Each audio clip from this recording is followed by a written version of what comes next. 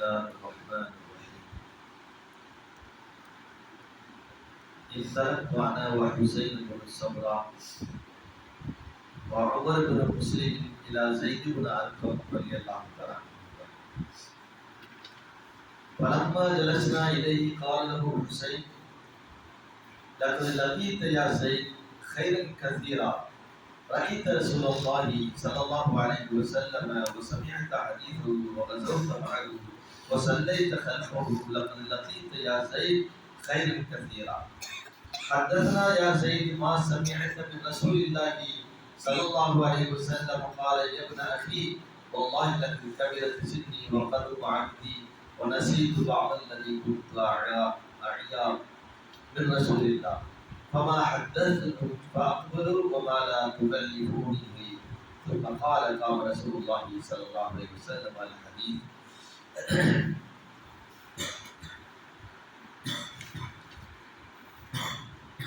Yazid இப்னு ஹையான் என்ற ஒரு தாபியை அறிவிக்கிறார்கள். நானும் உமர் இப்னு முஸ்லிம் என்ற ஒரு தாபியும் ஸைத் இப்னு அர்கம் ரலியல்லாஹு தஆலா அவர்களை சந்தித்தோம். அப்பொழுது பலமா ஜலசனா இலைஹி கால லஹு ஹுசைன், அவரிடத்தில் நாங்கள் அமர்ந்து இருக்கும் பொழுது ஹுசைன் என்ற அந்த தாபி ஸைத் அவர்களை பார்த்து சொன்னார்கள்: லக்கத் லகீத யா ஸைத், ஸைதே, நீங்கள் நிறைய நன்மைகளை சந்தித்திருக்கிறீர்கள். அல்லாஹ்வுடைய தூதரை தன்னுடைய கண்களால் கண்டிருக்கிறீர்கள். மேலும் அவர்கள் கூறிய பல செய்திகளை நீங்கள் கேட்டிருக்கிறீர்கள். அந்த நபியுடன் நீங்கள் பல போர்களிலே கலந்திருக்கிறீர்கள். மேலும் வஸல்லைத கல்பஹு, அந்த நபிக்கு பின்பு நீங்கள் நின்று தொழுதிருக்கிறீர்கள்.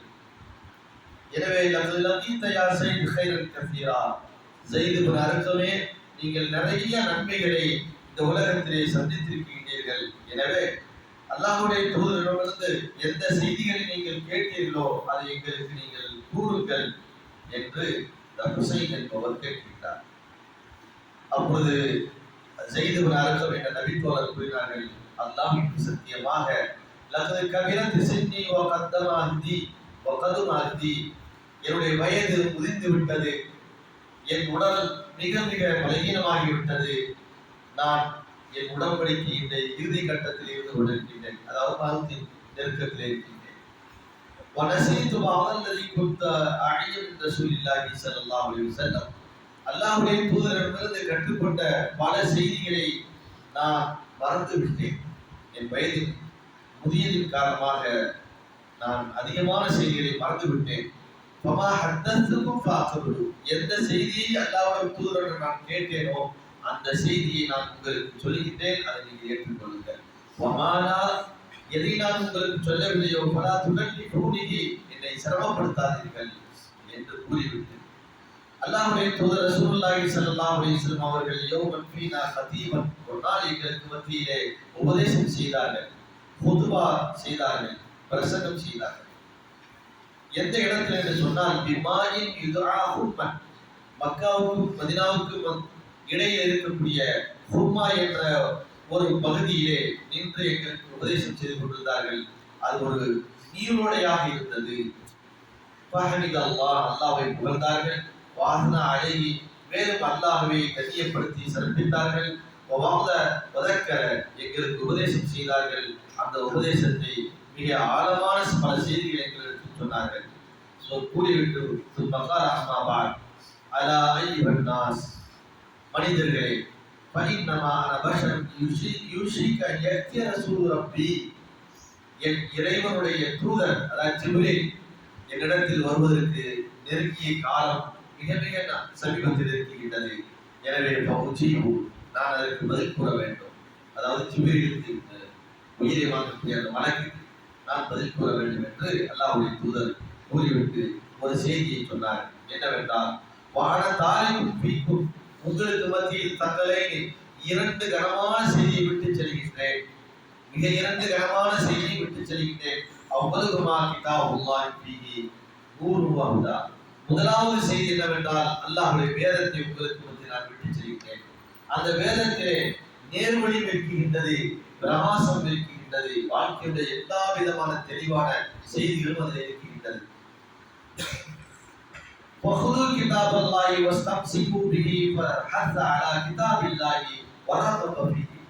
எனவே அந்த அல்லாஹ்வுடைய வேதத்தை நீங்கள் பற்றி பிடித்துக் கொள்ளுங்கள், அதிலே நீங்கள் ஆர்வமாக இருங்கள், அந்த கிதாபை பின்பற்றுவதிலே மிக தீவிரத்தை காட்டுங்கள் என்று கூறிவிட்டு மகால பிறகு கூறினார்கள், வாகல் வைத்தி, என் குடும்பத்தை நான் உங்களுக்கு மத்தியிலே விட்டுச் செல்கின்றேன். இது இரண்டாவது செய்தி. கனமான இரண்டாவது செய்தி என்னவென்றால், என் குடும்பத்தை உங்களுக்கு மத்தியில் நான் விட்டுச் செல்கின்றேன். எனவே வைத்தி, என்னுடைய அகல் வைத்தாகிய என் குடும்பத்தை சார்ந்தவர்களுக்கு உங்களுக்கு மத்தியில் நான் நினைவுறுத்துகின்றேன். மீண்டும் நான் நினைவுறுத்துகின்றேன். வாகி வைத்தி உதக்கி வைத்தி, மீண்டும் மீண்டும் உங்களுக்கு நான் சொல்லுகின்றேன், என் குடும்பத்தை உங்களுக்கு மத்தியில் விட்டுச் செல்கின்றேன் என்று கூறிய அந்த செய்தி முஸ்லிம்ல 4882வது செய்தியாக பதிவு செய்யப்பட்டிருக்கிறது. அப்ப அலி ரலியல்லாஹுடைய சிறப்புகளை பற்றி நாம் பார்த்து வருகிறோம். அதில் அல்லாஹ்வுடைய தூதர் அந்த ஹும்மா என்ற ஒரு இடம், ஒரு நீர் ஓடை, ஒரு ஃபால்ஸ் வச்சுருக்கு, மக்காவுக்கு 14வது பக்கத்தில் இருக்கிறது ஒரு இடம் இருக்கின்றது. அந்த இடத்துல நின்று ஒரு பிரசனம் செய்கிறார். மிக முக்கியமான செய்தி. ஸைத் இப்னு அர்கம் என்ற ஒரு நபித்தோழர், எல்லோருக்கும் தெரிந்த ஒரு பிரபலியமான சஹாபி. அந்த சஹாபியிடம் தான் ஹுசைன் இப்னு சம்ரா என்பவர் கேட்கின்றார். இந்த மாதிரி அல்லாஹ்வுடைய தூதரை நீங்கள் சந்தித்திருக்கின்றீர்கள், பேசியிருக்கின்றீர்கள், அவருக்கு பின்பு தொழுதிருக்கின்றீர்கள், பல போர்களை நீங்கள் கலந்திருக்கின்றீர்கள், இப்படி பல்வேறு சிறப்புகளை நீங்கள் பெற்றிருக்கின்றீர்கள். எனவே நபி அவர்கள் சொன்ன செய்திகளில் பல செய்திகளை நீங்கள் சொல்லுங்கள் என்று கேட்கும்போது ஸைத் இப்னு அர்கம் சொன்னார்கள், நான் அல்லாஹ்வுடைய தூதரிடத்தில் நிறைய செய்தியை கேட்டிருக்கின்றேன், ஆனால் நிறைய நான் மறந்துட்டேன். சும்மா அடிச்சு விடுற காரியம் இல்லை. ரசூலுல்லாஹை பற்றி ஒரு செய்தியை சொல்லுவது என்றால் அங்க அசைவோடு கரெக்டாக சொல்வார்கள். ரசூலுல்லாஹ் இந்த மேடையில் ஏறினார்கள், அதை அப்படி ஏறி காட்டுவார்கள். ரசூலுல்லாஹ் இந்த மாதிரி அழுதார்கள், அதை உடனே அழுது காட்டுவார்கள். ரசூல் ஸல்லல்லாஹு அலைஹி வஸல்லம் அவர்கள் கையை இப்படி அசைத்தார்கள், அதை உடனே அசைத்து காட்டுவார்கள். இப்படி நபி அவருடைய ஒவ்வொரு அங்க அசைவையும் சரியாக கவனித்து எந்த செய்தியும் அந்த மக்கள் அதை சஹாபாக்கள் பற்றி சொன்னார்களோ அதை சரியாக சொல்வார்கள் சஹாபாக்கள். இதுதான் அவருடைய பழக்கம். அந்த அடிப்படையில் தான் சொன்னார்கள், நான் ரசூலுல்லாஹ்வுடைய செய்தியை நிறைய கேட்டேன், ஆனால் நிறைய மறந்துட்டேன். எனவே என்னை கேட்டு நீங்கள் தொந்தரவுப்படுத்த வேண்டாம், நான் ரொம்ப வயசாயிருச்சு, எனக்கு நிறைய செய்தியை மறந்துட்டு எதையும் உங்களிடத்தில் நான் சொல்லுகின்றேனோ அதை ஏற்றுக்கொள்ளுங்கள் அப்படின்னு சொல்லிட்டு இந்த மாதிரி சொன்னாங்க. அல்லாஹ்வுடைய தூதர் சொன்னார்கள், கனமான 2 செய்தியை மக்களே உங்களுக்கு நான் விட்டு செல்கிறேன். அதில் முதலாவது செய்தி என்னவென்றால் கிதாபுல்லாஹ், அல்லாஹ்வுடைய வேதம். அல்லாஹ்வுடைய வேதத்தில் 2 அடங்கிவிடும். இந்த ஹதீஸ்ல கிதாப் சுன்னத் ரசூல், இன்னொரு ஹதீஸ்ல வருது என்னுடைய வழிமுறை என்ன வருகின்றது, இந்த 2ஐ நான் உங்களுக்கு மத்தியில் விட்டு செல்கின்றேன் அப்படிங்கிற செய்தி இன்னொரு ஹதீஸ்ல வருகின்றது. இந்த செய்தியை சொல்லும் பொழுது கிதாபுல்லாஹி, அல்லாஹ்வுடைய வேதத்தை உங்களுக்கு மத்தியில் விட்டு செல்கின்றேன். அல்லாஹ்வுடைய வேதத்தை விட்டு செல்கின்றா குர்ஆன் மட்டுமல்ல, அதனால அவர்கள் தெளிவுபடுத்துகின்றார் இடத்துல ஃபீஹி ஹுதன் வ நூர். ஹுதானா குர்ஆனை குறித்து நேர்வழியில் இருக்கின்றது, ஒரு நூர் பிரகாசம் அதில் இருக்கின்றது. பிரகாசம் எப்படி? இருள் இல்லாத வாழ்க்கை. நபியுடைய வாழ்க்கையை ஒரு மனிதன் பின்பற்றினால் இருள் இல்லாத வாழ்க்கையில் அவன் வாழ்வான், பிரகாசமான வாழ்க்கையில் அவன் வாழ்வான் அப்படிங்கிறத அல்லாஹ்வுடைய தூதர் அந்த 2ஐயும் ஒரே வார்த்தையில் அடைக்கின்றார்கள்.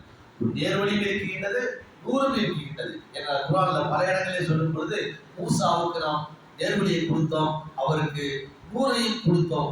ஈசாவுக்கு நாம் நேர்வழியை கொடுத்தோம், அவருக்கு ஒளியை கொடுத்தோம் என்று அந்த நூறு என்பது அவருடைய வாழ்க்கையினுடைய வழிமுறையை காட்டக்கூடிய ஒரு வாசகமாக அல்லாஹ் பயன்படுத்துகின்றான். அந்த அடிப்படையில் தான் அல்லாஹ்வுடைய தூதர் சொல்லுகின்றார்கள், நேர்வழியும் அதாவது குர்ஆனும் உங்களுக்கு மத்தியில் இருக்கின்றது, என்னுடைய வழிமுறையும் அங்கே இருக்கின்றது. எனவே இவைகளை நீங்கள் பலமாக பற்றி பிடித்துக் கொள்ளுங்கள், அதில் ஆர்வமாக நீங்கள் இருங்கள். இரண்டாவது, என்னுடைய குடும்பத்தை உங்களுக்கு மத்தியில் விட்டு செல்கின்றேன். யார் அவங்க குடும்பம்? அலி ரலியல்லாஹு, பாத்திமா, ஹசன், ஹுசைன் ரலியல்லாஹு அன்ஹு, இவர்களை எல்லாம் உங்களுக்கு மத்தியில் நான் விட்டு சொல்கின்றேன். எனவே இவர்களை நீங்கள் கண்ணியமாக நடத்துங்கள். இவருடைய மனம் போடக்கூடிய முறையிலே நீங்கள் என்ன செய்ய விடாதீர்கள், நடந்து விடாதீர்கள். ஏனென்றால் அல்லாஹ்வுடைய தூதர் பல முன்னறிவிப்பு செய்திகளை சொல்லியிருக்கிறார்கள். ஹுசைன் ரலியல்லாஹுக்கு, ஹசன் அவர்களுக்கெல்லாம் என்னென்ன நிகழ்வு இந்த உலகத்தில் ஏற்படும் என்று பல சிரமங்களை என் குடும்பத்தார்கள் சந்திப்பார்கள். அந்த நேரத்திலே என்னுடைய குடும்பத்தார்கள் யாரை நீங்கள் என்ன செய்திருக்கிறார்கள், கண்ணியம் குறைவாக நடந்து விடாதீர்கள். அவருடைய மனம் புண்படக்கூடிய முறையிலே நீங்கள் நடந்துட்டார்கள் என்ற ஒரு கனமான செய்தி அந்த மக்களுக்கு மத்தியிலே சொல்லிவிட்டு சென்றிருக்கிறார்கள் என்பதாக சொன்னார்கள். ஆகினால் இந்த ஐடிஸ் எல்லாம் வச்சிருந்தால் ஷியாக்கள் என்ன செய்றாங்க, அழிக்கு எவ்வளவு பெரிய அந்தஸ்து இருக்குது அப்படிங்கிறாங்க. இது விரிவாக பேச வேண்டிய செய்தி. அது சுருக்கமாக என்னவென்றால், எவ்வளவுதான் சிறப்புகள் இருந்தாலும் நம்ம இன்னைக்கு பின்பற்றல நிறைய பிதிரத்து. இந்த பிதிரத்துகளுக்கெல்லாம் அடிப்படை காரணம் யாரு அப்படின்னு சொன்னால் ஷியாக்கள் தான். அலியை கொண்டாடியவர், அலியை தலைமையில தூக்கி வைத்துக் கொண்டு அலி சொன்னார், அலி செய்தார், அலி சொன்னார் அவர் மேல நிறைய இட்டு கட்டி பராத்திரம் நம்ம கொண்டாடுறத இந்த பராத்திரம் அது வந்திருந்தான். மேராஜாவை சிறப்பாக இருந்தது அவர்கள் தான். இந்த கபர்களை எல்லாம் இன்னைக்கு சிறப்பாக ஆக்கி வச்சிருக்காங்களே, அங்கங்க இந்த கபர்களையும் அவர்கள் தான் உருவாக்கினார்கள். ஆக இந்த மாதிரியான விதயத்திற்கு இந்த ஷியாக்கள் அடிப்படை காரணம். ஆனால் அதே நேரத்தில் அதில் அவர்களுக்கு என்று ஒரு தனிச்சிறப்பு இருக்கின்றது. அதை போன்று மற்ற சகாபாக்கள் இருக்கின்றது. சத்தியத்தை சரியாக விளங்கி நடக்கக்கூடிய நமக்களாக நம்மை எல்லாம் தெரிந்து